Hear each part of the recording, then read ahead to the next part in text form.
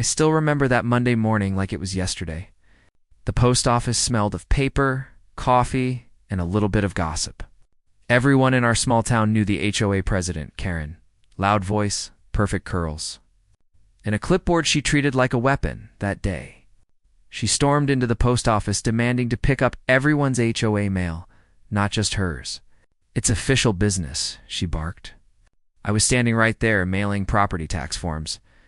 Watching the postmaster's eyebrows rise like storm clouds, Karen said she was authorized to collect all notices, dues, and letters because some homeowners can't be trusted to read instructions. She even waved a fake-looking document with the HOA letterhead printed crooked. The postmaster, Mr. Jenkins, a calm man in his 60s, gave her a long look and said, "Ma'am, federal mail doesn't answer to HOA rules," but she wouldn't quit.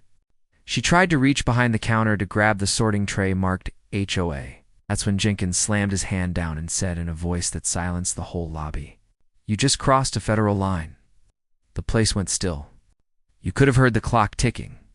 Then Jenkins picked up the phone, the old corded one, and calmly said, "Sheriff, we've got a situation."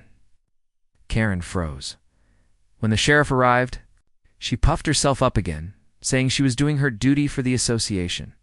But the sheriff just sighed, looked at her fake document, and said, "Karen, impersonating a federal officer and tampering with mail isn't HOA duty. It's a crime."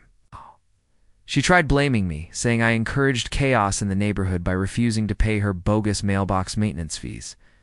I just smiled and said, "My mailbox was built by my dad 30 years ago, and it still stands just fine." The sheriff escorted her out while the post office crowd clapped.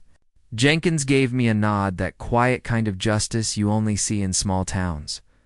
A week later, the HOA held a meeting without her. Turns out, several members had been bullied into handing over personal mail for review. She was removed from her position, and the sheriff made sure the post office put up a new sign, "Federal mail, not HOA business."